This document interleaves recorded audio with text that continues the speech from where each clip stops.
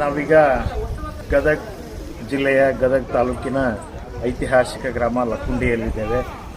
ಲಕ್ಕುಂಡಿ 10, 11 ಮತ್ತು 12ನೇ ಶತಮಾನದ ಅದ್ಭುತವಾದ ಶಿಲಾ ಸ್ಮಾರಕಗಳನ್ನು ಒಳಗೊಂಡಿರತಕ್ಕಂಥ ಒಂದು ಅಪೂರ್ವ ಕಲಾ ಕೇಂದ್ರ.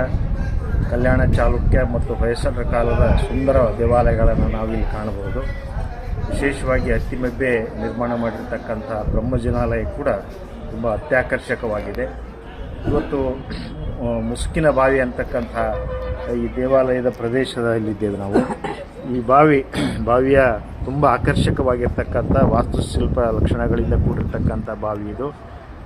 ಬಾವಿಯಲ್ಲಿ ಅನೇಕ ಹಂತಗಳಿವೆ, ಬೇರೆ ಬೇರೆ ತಲಗಳಿದ್ದು ಭಾಳ ಸುಂದರವಾದ ದೇವಕೋಷ್ಠಗಳು, ಒಳಗಡೆ ವಿವಿಧ ದೇವತೆಗಳ ಶಿಲ್ಪಗಳಿವೆ.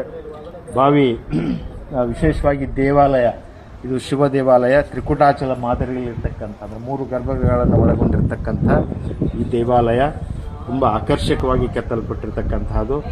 ದೇವಾಲಯದ ವಾಸ್ತುಲಕ್ಷಣಗಳನ್ನು ಅವಲೋಕಿಸಿದರೆ ಇದು ವೇಸರ ಮಾದರಿಯಲ್ಲಿ ಈ ದೇವಾಲಯವನ್ನು ನಿರ್ಮಿಸಲಾಗಿರುವುದನ್ನು ನಾವು ಕಾಣಬಹುದು.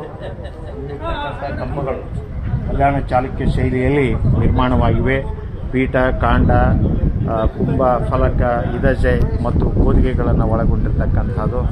ಮತ್ತು ದೇವಾಲಯದ ಹೊರಭಾಗವನ್ನು ನಾವು ಗಮನಿಸಿದರೆ ಇಲ್ಲಿ ಇದು ಮುಖ್ಯವಾಗಿ ಷಡಂಗ ಮಾದರಿಯಲ್ಲಿ ಸದ್ಯ ನಾವು 4 ಭಾಗಗಳನ್ನು ಮಾತ್ರ ಕಾಣ್ತಾ ಇದ್ವಿ. 3 ಭಾಗಗಳನ್ನು ಅಧಿಷ್ಠಾನ, ಭಿತ್ತಿಯಲ್ಲಿ ಸ್ತಂಭಗಳ ಅಲಂಕರಣೆಗಳು ಮತ್ತು ದೇವಕೋಷ್ಠಗಳು, ಹಾಗೆ ಸುಂದರವಾಗಿರ್ತಕ್ಕಂಥ ಉಪಾನ ಅಥವಾ ಕುಮುದ ಭಾಗವನ್ನು ನಾವಿಲ್ಲಿ ನೋಡ್ತಾ ಇದ್ವಿ.